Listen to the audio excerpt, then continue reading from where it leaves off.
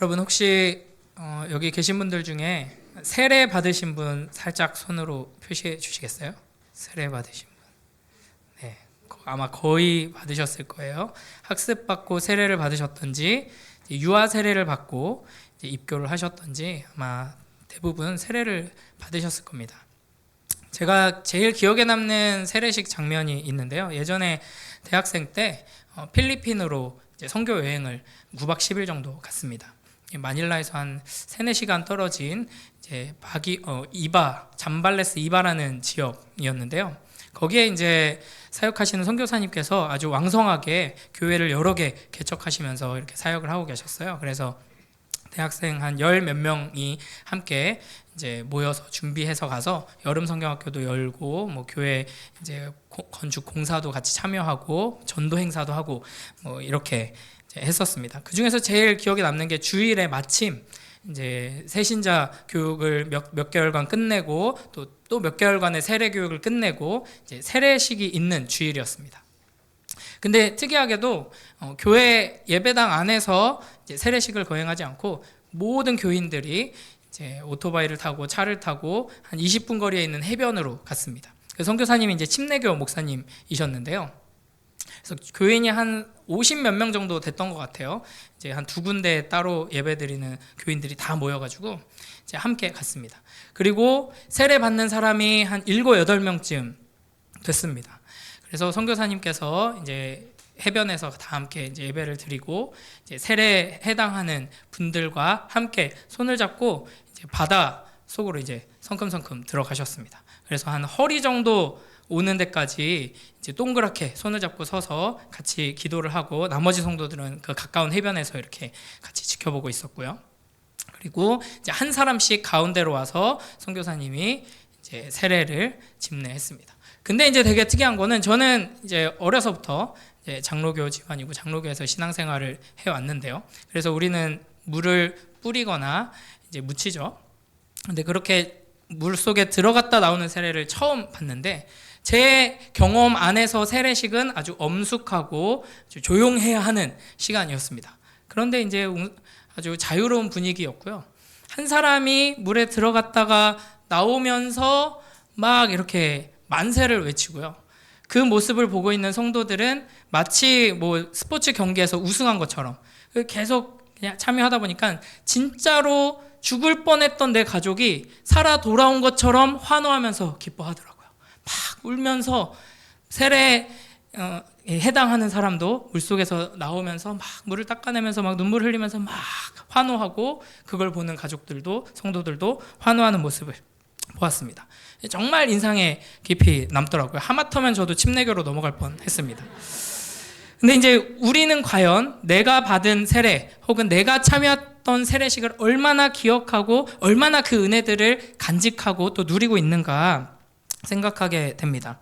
오늘 이 본문 안에서 이제 세례를 받고 죄사함을 받으라라고 말씀하시는데요. 이 말씀을 통해서 하나님께서 우리에게 허락하신 이 세례를 통해 하나님께서 베푸시는 그 은혜들을 이제 소중히 여기고 또 더 풍성히 누리게 되는 은혜가 우리 모두에게 있길 주님의 이름으로 축복합니다. 오늘 본문을 보면 베드로의 설교를 듣고 이 심장을 찌르는 듯한 고통과 두려움을 느낀 많은 사람들이 이 사도들에게 절규하며 외칩니다. 우리가 어찌할꼬? 이에 대한 답이 38절이죠. 우리 38절 함께 읽습니다. 시작. 베드로가 이르되 너희가 회개하여 각각 예수 그리스도의 이름으로 세례를 받고 죄사함을 받으라. 그리하면 성령의 선물을 받으리니. 아멘. 회개하고 세례를 받으라 라고 말씀하십니다. 그러니까 이렇게 생각하기가 쉬워요. 회개하고 세례를 받으면 죄사함을 받을 수 있다. 그죠? 그런데 헬라어 원문으로 보면 죄사함을 받으라라는 말 앞에 전치사가 하나 붙어 있는데 에이스라는 단어입니다. 이 에이스는 무엇에 근거하여 무엇의 바탕 위에서 이렇게 번역할 수 있습니다. 그래서 이 문장을 직역하면은 죄사함의 근거 위에서 죄사함의 토대 위에서 회개하고 그리스도의 이름으로 세례를 받으라라는 의미입니다. 그러니까 보통 회개하고 세례를 받으면 그 결과로 죄사함을 받는다라고 이해하기가 쉽지만 베드로가 지금 이야기하고 있는 것은 반대로 죄사함의 근거 위에서 회개를 하고 죄사함의 토대 위에서 이제 세례를 받으라라고 말하고 있는 것입니다. 하나님께서는 우리에게 회개하라 말씀하십니다. 그런데 우리가 엄밀히 따져보면 이 회개라는 행위를 통해서 구원을 우리가 얻어내는 것이 아니라 이미 구원받고 용서받은 자가 이 성령의 임재하시는 그 은혜 가운데 성령의 일하심을 통하여서 거듭남, 중생의 은혜를 누리는 자가 이제 말씀이 들리는 은혜와 말씀이 들리고 찔려서 회개하게 되는 은혜를 누리게 되는 것입니다. 이해가 되시나요? 이해가 되셔야 합니다. 이게 같은 본문으로 지난 시간에 제가 전했던 말씀의 핵심이었습니다. 그러니까 이 용서받은 자는 회개의 삶으로, 회개하는 자의 정체성으로 살아가게 된다 하는 것을 우리가 기억해야 하고, 그래서 회개하라라는 외침은 한번 회개하는 그 이벤트를 우리가 거쳐야 한다라는 말씀이 아니라 계속해서 회개하는 자로 하나님 앞에 서는 새로운 정체성을 너희가 가져야 한다라는 명령인 것이죠. 마찬가지로 세례 받으면 구원받는다가 아니라 반대로 생각하는 게 훨씬 더 성경적입니다. 구원받은 자는 세례를 받고요. 세례 받으라는 명령을 통해서 세례를 받게 되고 그 세례 받음을 통해서 하나님께서 우리에게 베푸시는 놀라운 축복과 은혜를 누리게 되는 것입니다. 그러니까 구원받기 위해서 세례가 필요한 것이 아니라 구원받은 자들이 복된 삶을 살아가도록 구원받은 자들에게 필요한 하나님의 놀라운 능력과 은혜를 힘입도록 하나님께서 세례 받으라라고 명령하신 것이죠. 그러므로 우리는 거룩한 세례받은 자의 정체성으로 살아가야 하는 것인데요. 이를 위해서 하나님께서는 우리에게 세례를 주셨습니다. 그래서 웨스트민스터 대요리문답 167문에서는 세례를 잘 활용해야 한다라고 이야기합니다. 그러니까 우리의 세례를 어떻게 잘 사용할 수 있습니까? 라고 질문을 하고요. 이렇게 답합니다. 좀 긴데 제가 조금 요약해서 한번 답해 보겠습니다. 세례를 잘 사용하는 의무는 우리가 평생 동안 이행해야 할 것인데 그동안 소홀히 여겨져 왔습니다. 특별히 시험을 당할 때와 다른 사람들이 세례를 받고 있는 자리에 참석했을 때 세례의 본질과 그리스도께서 그것을 제정하신 목적과 세례에 의해 우리에게 주어진 보증된 특권과 혜택, 세례 시에 행한 우리의 엄숙한 서약 등을 신중하면서도 감사히 생각함으로써 세례를 잘 활용해야 합니다. 그러니까 하나님께서는 우리를 사랑하셔서 세례하라 명령하시고 세례를 받게 하시죠. 예수 그리스도께서 친히 세례를 제정하셔서 명령하시고 세례를 베풀어 주십니다. 그래서 세례식에 참석했을 때 은혜를 받을 뿐 아니라 시험을 당했을 때도 우리가 이미 받은 세례, 그리고 내가 세례 받지 않더라도 교회가 세례식을 거행할 때 함께 참석해서 그 세례를 통해서 특별한 은혜를 붙들고 능력을 힘입어야 한다라는 것입니다. 그래서 하이델베르크 요리문답 65문에서는 믿음이 어디에서 오는가라고 질문합니다. 이에 대해서 어떻게 답하냐면요. 성령께서 거룩한 복음의 강설로, 설교입니다, 우리 마음의 믿음을 일으키시며 성례를 통해 믿음을 굳세게 하신다. 그러니까 하나님께서는 말씀을 통해, 복음을 듣는 것을 통해 우리 안에 믿음이 생겨나게 하시고요. 그 믿음이 굳건해지고 자라나도록 하기 위해 설교, 말씀을 동일하게 사용하시면서 뿐만 아니라 성례가 뭘까요? 세례와 성찬을 통해서 우리의 믿음이 굳건해지고 자라나고 능력 있게 되도록 역사하신다 하는 겁니다. 그러므로 우리가 말씀을 굉장히 중요시 하잖아요. 하나님의 말씀이 바르게 선포되고 그 말씀을 잘 이해하고 붙들고 묵상하고 나눔을 통해서 우리가 성장해야 한다. 말씀 따라 나아가야 한다. 이거 굉장히 강조하고 말씀 중심의 교회가 건강한 교회라고 판단합니다. 그러나 전통적으로 우리의 신앙의 선배들은 말씀과 성례가 하나님께서 우리에게 은혜를 베푸시고 믿음을 굳건하게 하시는 하나님의 도구다라고 고백하면서 중요하게 여겼습니다. 그러니까 우리가 말씀을 매우 중요하게 여기는 것만큼 세례와 성찬, 성례를 중요하게 여겨야 마땅하고요. 그리고 말씀을 통해서 내가 위로받기 원하고 믿음이 더욱더 견고해지길 원하고 하나님의 인도하심을 받기 원하는 것만큼 세례와 성찬을 통해서 베풀어 주실 은혜가 나에게 어떻게 역사할지를 기대하며 나아가야 한다는 것이죠. 그래서 웨스트민스터 소요리문답 94문에서는 세례가 무엇입니까? 라고 질문하는데요. 이렇게 답합니다. 세례는 성부와 성자와 성령의 이름 안으로 연합시키는 물로 씻는 성례입니다. 세례는 우리가 그리스도에게 접붙여짐과 은혜 언약의 유익에 참여함과 주님의 것이 되기로 약속함을 표시하고 인칩니다. 여기서 중요한 표현은 표시하고 인친다 하는 겁니다. 성례를 눈에 보이는 하나님의 말씀이라고 표현을 하는데요. 그러니까 하나님께서 우리를 부르셔서 그리스도와 우리를 연합시켜 주신다. 그 은혜 언약의 유익에 참여하게 하신다. 주님의 것이 되도록 하신다 하는 것이 눈에 보이는 어떠한 것이 아니잖아요. 그런데 하나님께서는 우리가 연약하다는 것을 알기 때문에 그냥 마음속에 확신을 갖고 깨달음을 갖고 믿음으로 나아가는 것을 넘어서서 이 놀라운 은혜, 하나님의 구원 역사를 눈으로 확인하게 하십니다. 그러니까 그냥 교과서만 보고 공부하는 게 어려우니까 이제 영상 자료를 주고 더 나아가서 이제 성찬 같은 경우는 실제로 먹고 마시잖아요. 실습을 시켜서 확인하게 하시는 게 바로 성례, 그 중에서 세례입니다. 그래서 표시하고 인칩니다라는 표현이 굉장히 중요합니다. 그러니까 하나님께서 우리에게 세례를 왜 명령하시는가? 하나님의 이 구원의 역사, 하나님의 영원한 언약, 계속해서 베풀어지고 있는 이 놀라운 은혜를 눈으로 보고 확인하고 할 수 있도록 표시하시고 인치시는 게 바로 세례다 하는 것입니다. 그래서 오늘 세 가지를 나누려고 하는데요. 세례를 통해 우리가 기억하며 누려야 하는 은혜 세 가지를 나누려고 합니다. 첫 번째, 예수 그리스도께서 우리를 죽음에서 건지셨다 하는 겁니다. 뭔가 PPT가 있으면 좀 같이 읽어볼 텐데. 예수 그리스도께서 우리를 죽음에서 건지셨다. 한번 같이 해볼까요? 시작. 예수 그리스도께서 우리를 죽음에서 건지셨다. 이게 세례를 통해 우리가 기억하며 또 누려야 하는 은혜입니다. 신약 성경을 살펴보면 세례가 무엇인가 하는 것을 알 수 있는 여러 가지 이제 모형과 예표가 등장하는데요. 그 중에서 이제 두 개를 한번 살펴보려고 합니다.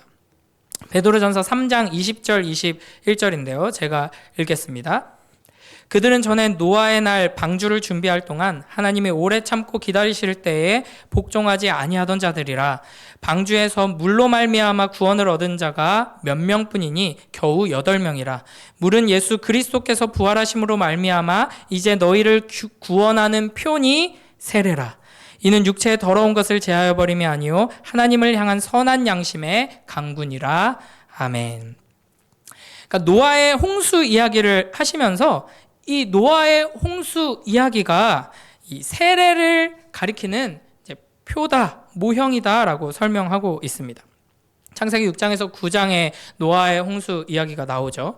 그 당시 사람들은 죄에 빠져 있어서 하나님이 쟤네 만든 걸 후회한다라고 표현하실 정도로 악한 상황이었습니다. 그래서 이제 진노와 저주의 심판을 내리시죠. 그 심판의 도구가 뭐였을까요? 물이었습니다. 물로 심판하시고 그 심판 가운데 노아와 그 가족을 선택하셔서 방주에 태워서 구원하시죠. 이 이미지를 잘 생각하시고요. 한 군데만 더 보겠습니다. 고린도전서 10장 1절 2절입니다. 제가 읽겠습니다. 형제들아 나는 너희가 알지 못하기를 원하지 아니하노니 우리 조상들이 다 구름 아래에 있고 바닷 가운데로 지나며 모세에게 속하여 다 구름과 바다에서 세례를 받고 아멘. 바다에서 세례를 받았다. 이 어떤 장면을 지금 이야기하고 있는 거죠? 홍해를 건넌 장면을 가지고 이제 세례를 받았다라고 표현하고 있습니다.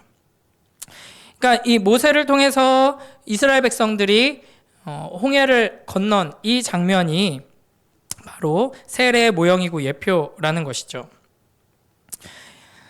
여기서 이제 독특한 표현이 있는데 모세에게 속하여 이제 바다에서 세례를 받고라고 하죠. 그러니까 모세와 함께 혹은 모세를 따라서가 아니라 모세에게 속하여, 이건 문자적으로 보면은 모세를 타고 홍해를 건넜다 하는 것입니다.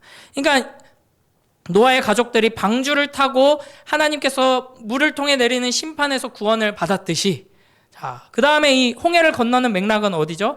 10가지의 재앙을 통해 하나님께서 이집트를 심판하시고 그 이후에 물을 가르시고 거기를 이스라엘 백성 통과하게 하신 후에 그 물이 덮여서 다시금 이제 따라오던 이제 이집트 병사들이 수장당하고 심판을 당하죠. 여기서도 물은 하나님의 심판의 도구였습니다. 그러나 이스라엘 백성은 그 심판을 당해 죽지 않고 모세를 타고 건짐 받는 것이죠. 이 두 이야기는 결국 예수 그리스도께서 십자가에 달려 죽으시고 부활하심으로 말미암아 예수 그리스도 안에 거하는 자들이, 예수 그리스도에 속한, 예수 그리스도를 타고 갔던 이들이 하나님의 그 진노와 심판을 피하고 은혜의 구원을 얻는다 하는 것을 보여주는 이야기이죠. 다시 세례로 들어가 보면 세례에서 가장 중요한 요소가 바로 물입니다. 물로 세례를 주죠. 여기에서 물이 의미하는 1차적인 의미는 하나님의 심판입니다. 그래서 이제 침례교 같은 경우나 이제 예수님 시대에 세례라고 하면 물 속에 첨벙 잠겨서 들어갔다가 나오는 것이죠. 그러니까 이 들어가는 것이 바로 영원한 죽음, 사망의 상태를 의미하고요. 거기서 나오는 것은 그 사망에서 우리가 생명으로 건진받았다 하는 것을 상징하는 것, 표시하고 인치는 것이 바로 세례입니다. 그래서 사실은 이제 침례교식, 이 세례식에서는 자기가 스스로 나오면 안 되고 이제 집례자가 집어넣고 건져줘야 되죠. 그런데 이제 미국이나 뭐 캐나다 이런 데는 침례교가 훨씬 많거든요. 그래서 그런 예배 영상 같은 거 보면은 예배당 앞에 수조가 크게 있습니다. 침례교는. 그래서 이제 세례식 하는 영상 보면은 특히 서양 사람들은 우리랑 다르게 세례식 굉장히 밝고 막 즐거워하는 모습이 있고요. 근데 제가 재밌는 영상을 하나 봤었는데 한 아이가 이제 세례 받으려고 가운을 입고 이제 수조에 목사님과 같이 이렇게 서 있습니다. 근데 목사님이 이제 세례에 대해서 한참 설명하시는데 얘가 막 안절부절 못해요. 막 언제 끝나나 막 안절부절 못하다가 계속 목사님 쳐다보다가 목사님이 계속 말하니까 그냥 자기가 첨벙 들어갔다가 나와가지고 예 이렇게 외칩니다.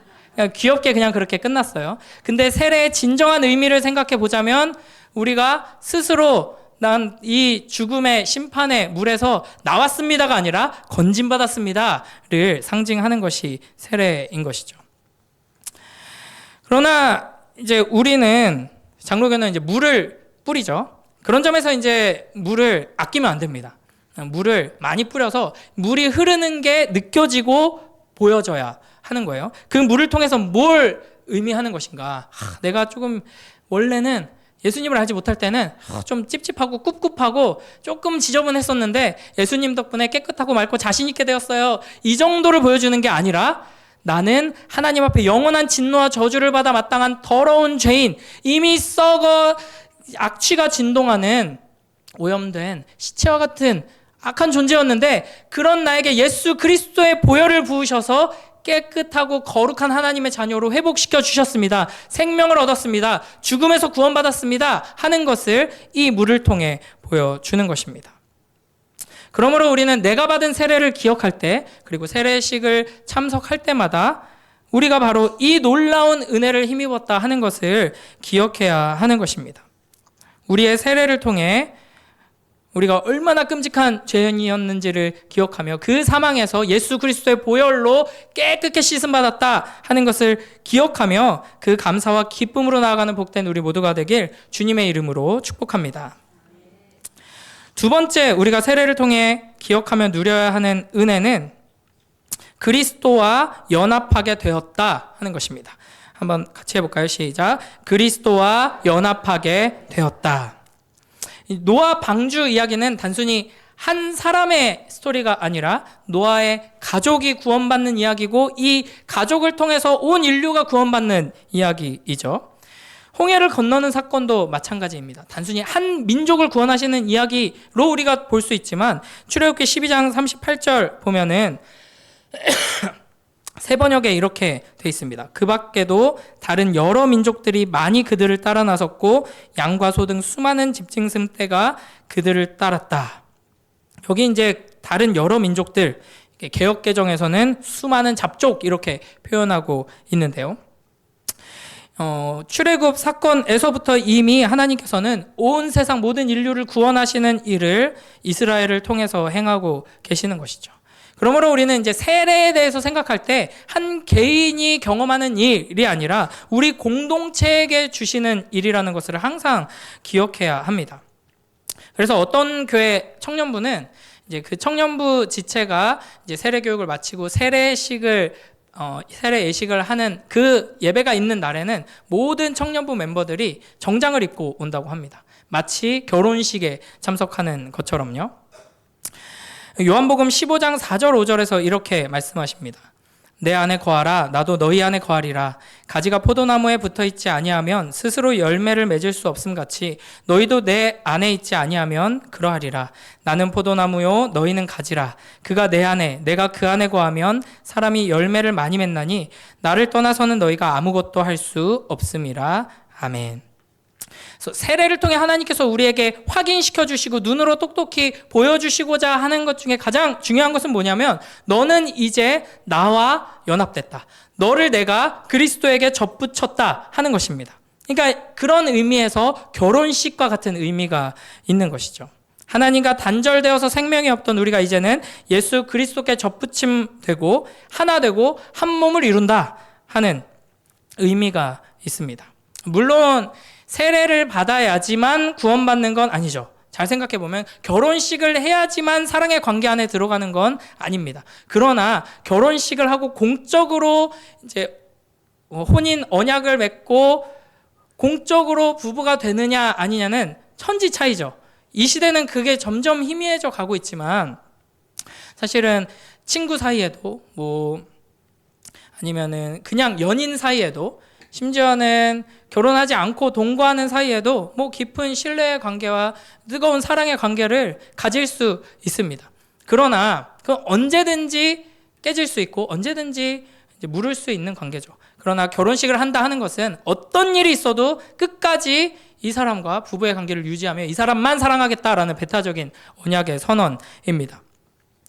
그래서 이제 유부남이 되는 것, 유부녀가 되는 것은 이전과 전혀 다른 존재가 되는 것이죠. 그러니까 결혼식을 한다고 해서 사랑의 감정이 확 변하거나 그 사람의 성품이 확 변하지는 않습니다. 결혼식 이후에 결혼의 서약을 충실히 이행하기 위해 분투하고 또 다투는 과정들이 필요하겠죠. 그럼에도 불구하고 이 결혼은 그 사람의 신분과 존재와 마음가짐과 이런 것들을 완벽하게 완전하게 변화시키게 됩니다. 갈라디아서 3장 27절에서는 이렇게 말씀하십니다. 누구든지 그리스도와 합하기 위하여 세례를 받은 자는 그리스도로 옷 입었느니라. 아멘. 그래서 이 세례를 그리스도로 옷 입는 것이라고 표현을 하는데요. 여러 가지 의미가 있겠지만 결혼식이라고 생각해 보면 단순히 이제 결혼한 뒤에 스타일이 좀 달라졌다. 예전에는 웜톤으로 입어가지고 좀 얼굴빛이 안 좋아 보였는데 쿨톤으로 바꿨더니 너 화사해 보이네. 이런 의미로 그리스도로 옷 입었다 정도가 아닌 것이죠. 우리의 신분이 완전히 달라지고 우리의 존재가 완전히 새로워졌음을 의미합니다. 그러니까 여기저기 한눈 팔던 정신없던 인생에서 무한하시고 영원하시고 불변하신 하나님의 신부로서 공식적으로 이제 선언된 거룩한 신부가 되었다 하는 것이죠. 성 어거스틴이라고 불리는 이제 초대 교부 어거스틴이 있습니다. 이분은 굉장히 위대한 신학자이면서 초대 교부인데요. 거의 이제 기독교 신학의 처음 이제 체계를 잡은 사람이라고 할 수 있습니다. 근데 이분이 젊은 시절에 굉장하게 방탕히 살았습니다. 우리가 상상하는 것 이상으로 방탕하게 살았어요. 그래서 뭔가 이렇게 크게 쓰임받으려면 좀 방탕하게 살다가 돌아와야 되나 하는 생각을 좀 많이 하게 되는데 저는 이미 글른 것 같습니다. 워낙 온실 속 잡초로 살아와가지고. 근데 이분은 막 이렇게 젊은 시절에 막 애도 낳고 막 이게 난리도 아니었거든요. 그리고 이제 만이교회도 빠지고 막 이랬었는데 이제 말씀 안에서 예수님을 만나고 복음을 듣고 완전히 회심하게 됩니다. 그렇게 변화된 삶을 살아가다가 어느 날 길거리에서 예전에 방탕하게 놀 때 같이 놀던 여자를 마주하게 됩니다. 그래서 그 여자가 반가워서 어거스틴을 부르죠. 어거스틴 부르는데 어거스틴이 못 본 채 지나갑니다. 계속 부르죠. 어거스틴 나 기억 안 나. 어거스틴 이렇게 부르니까 어거스틴이 딱 뒤돌아보고 이렇게 답했다고 합니다. 나 어거스틴 맞아. 그런데 이전의 어거스틴은 이미 죽었고 이제 나는 완전히 새로운 어거스틴이야. 그러니까 우리가 세례를 받았다 하는 것은 우리가 이렇게 완전히 새로운 존재로 변화되었다 하는 것을 내가 선언하고 내가 그렇게 되겠다 다짐하는 것을 넘어서서 하나님께서 너를 그렇게 변화시키고 내가 그렇게 너를 불렀다 하는 것을 표시하시고 인치시는 장면이라고 할 수 있습니다. 우리가 받은 세례를 기억하며 그 의미를 묵상할 때 또 세례식에 참석해서 한 사람의 머리 위에 예수 그리스도의 보혈을 상징하는 그 물이 뚝뚝 떨어지는 것을 우리가 두 눈으로 볼 때 하나님께서 죽음에서 나를 건지셔서 살리시고 하나님의 거룩한 신부로 삼으셔서 이제부터 너는 나의 신부다라고 선언해 주셨음을 기억하며 거기에서 위로를 얻고 능력을 힘입는 우리 모두가 되길 주님의 이름으로 축복합니다. 이 세례를 결혼식이라고 할 때 한 가지 더 생각해야 할 것이 있습니다. 결혼식 이후에, 결혼 이후에 가장 크게 달라지는 것 중에 하나가 뭘까요? 바로 이제 가족이 여러 명 이제 생겼다는 겁니다. 이제 엄마가 2명 되고 아빠가 2명 되고 이제 동생이 더 생기고 이런 일들이 벌어지는 것이죠. 고린도전서 1장 12절 13절에 이렇게 말씀하십니다. 우리가 유대인이나 헬라인이나 종이나 자유인이나 다 한 성령으로 세례를 받아 한 몸이 되었고 또 다 한 성령을 마시게 하셨느니라. 아멘. 그러니까 세례를 받는 것은 그 사람이 하나님 앞에 서서 하나님과 언약을 맺고 예수 그리스도의 신부로서 이제 공식적으로 결혼식을 이제 행하는 것입니다. 근데 이게 인간적으로 생각해 보면 내가 이제 그리스도의 신부로 이제 세례식에 딱 서 있어요. 내가 내 결혼식이에요. 근데 하객들로 온 사람들을 보니까 저기도 신부, 여기도 신부, 저기도 신부, 신부가 너무 많아요. 그러면 세상은 어떻게 되죠? 이제 머리끄댕이 잡고 이제 싸워야지. 내가 신부다, 네가 신부다, 너는 2번째지, 3번째지. 그러나 그리스도의 신부로서 우리가 들어왔을 때 우리는 한 가족이 되는 것입니다. 하나님 나라에서는 그 사랑으로 서로 사랑하며 하나됨을 누리게 되는 것이죠. 그래서 세례를 통해 우리가 기억할 것은 하나님께서 우리를 예수 그리스도의 몸된 지체들로 하나님 나라의 가족으로 부르셨다 하는 것입니다. 그래서 뭐 누구네 집 딸, 누구네 집 아들, 뭐 어디 다른 뭐 집사님, 뭐 어떤 성도님 세례 받는구나, 입교하는구나 이것이 아니라 우리의 가족으로 하나님께서 한 사람을 더 보내주셨다 하는 인식이 이 세례식 가운데 있어야 하는 것입니다. 특히 이제 유아 세례식 가운데 우리가 그런 마음을 가져야 합니다. 그 뭣도 모르는 작은 아기에게 세례를 베풀 때 마치 우리 집안에 한 아기가 새로 태어나서 내 딸, 내 아들, 내 조카, 내 손주가 태어난 것처럼 그 아이를 향한 책임감을 가지고 또 기쁨을 가지고 한 가족됨을 기억하며 세례식에 참석해야 하는 것이죠. 세례를 통해 하나님께서는 우리를 하나님의 사랑으로 서로 사랑하는 한 가족으로 부르십니다. 세례받은 우리 모두가 세례의 의미 가운데 이 영광스러운 한 가족됨, 지체됨의 의미가 있음을 기억하면서 그 은혜에 감사하며 예수 그리스도의 몸된 교회를 든든히 세워가는 복된 우리 모두가 되길 주님의 이름으로 축복합니다. 세례를 통해 우리가 기억하며 누려야 하는 은혜, 마지막 3번째는 성령 하나님께서 인치셨다 하는 것입니다. 함께 해볼까요? 시작. 성령 하나님께서 인치셨다. 종교개혁자 마틴 루터가 자기 책상 앞에 써놓고 아주 자주 읽었던 구절이 마가복음 16장 16절입니다. 믿고 세례를 받은 사람은 구원을 얻을 것이요 믿지 않는 사람은 정죄를 받으리라. 아멘. 세례는 하나님께서 우리에게 주시는 가장 강력한 무기입니다. 마지막으로 루터 이야기로 마무리를 해볼까 하는데요. 종교개혁자 마틴 루터는 이제 작은 죄에도 괴로워하고 막 두려워하는 양심을 가진 사람이었습니다. 그러니까 루터가 엄청 많은 기록들을 남겼어요.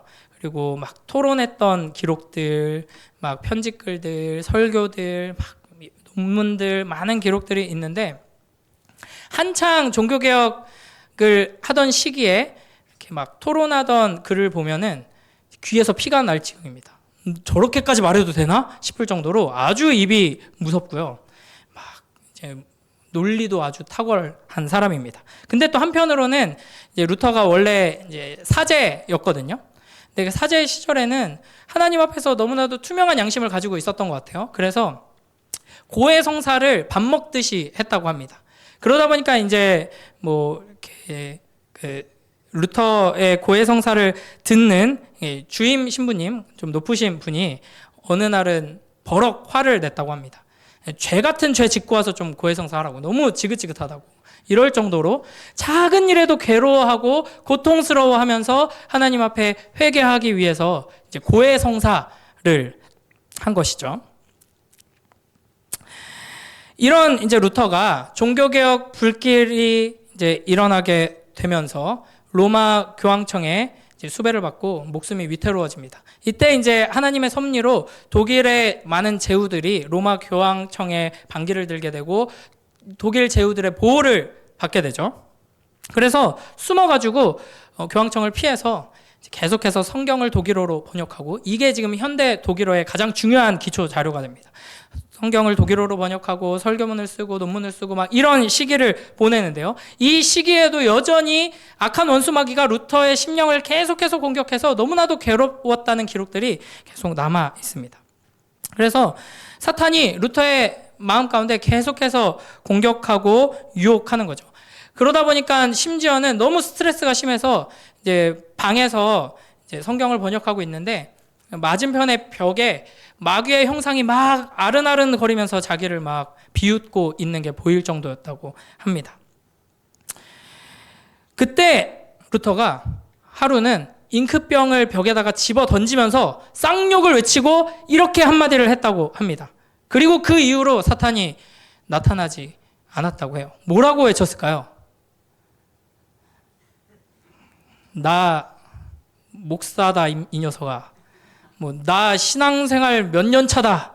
뭐 저 같은 경우는 나 5대째 신앙의 가문의 위대한 전성욱님이시다. 뭐 이렇게 하거나, 내가 그동안 이렇게 헌신을 했다 막 하면서 막 그동안 내가 헌신하고 헌금한 목록들 막 이렇게 보여준다든지, 아니면은 내가 앞으로 어떻게 신앙생활을 할지 하나님 앞에 결단한 나의 결단문을 봐라, 이런 거 해봤자 사탄은 비웃었을 겁니다. 그래서 뭐 어쩌라고, 그게 뭐 어쩌라고, 너 마음속에 하나님을 막 원망하는 거 막 슬금슬금 막 나오지 않아? 내가 이렇게까지 하나님 말씀을 전하기 위해서 노력했는데 지금 내가 당하고 있는 거는 목숨의 위협과 온 세계가 나를 막 저주하고, 이렇게 숨어가지고 성경을 쓸 수밖에 없는 이런 처지, 하나님이 진짜 나를 사랑하시는 거 맞나? 하나님 살아계신 거 맞나? 이런 의심이 들고, 좀 편하게 살고 싶다 하는 마음이 너 더 크잖아.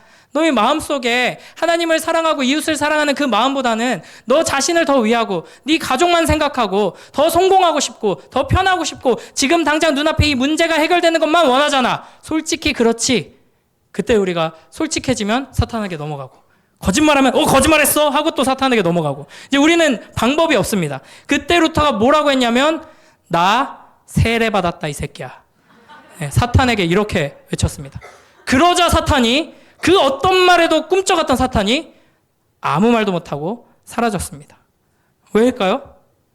세례에서 가장 중요한 표시하고 인치는 것은 우리의 고백과 결단이 포함되어 있습니다. 그러나 우리 장로교는 유아들에게도 세례를 주죠. 그 유아들이 내가 그리스도인으로 이렇게 살겠습니다, 이렇게 예수님을 사랑합니다, 믿습니다라고 고백할 수 있나요? 전혀 없습니다. 우리는 기쁨으로, 믿음으로 말씀에 근거해서 유아들에게, 그리고 장애가 있는 우리 사랑하는 지체들에게 세례를 줍니다. 왜요? 우리의 구원은 우리의 믿음이라는 어떤 조건 때문에 이루어지는 것이 아니라 하나님께서 성령으로 우리 안에 은혜를 베푸셔서 우리가 믿게 되었다고 고백하기 때문입니다. 더 거슬러 올라가면 우리의 구원은 하나님께서 창세전에 우리를 선택하셨기 때문에 우리가 믿음이라는 은혜를 얻게 되고 그 믿음으로 구원을 얻게 되는 것이죠. 이것을 확인하고 인쳐주는 것이 바로 세례입니다.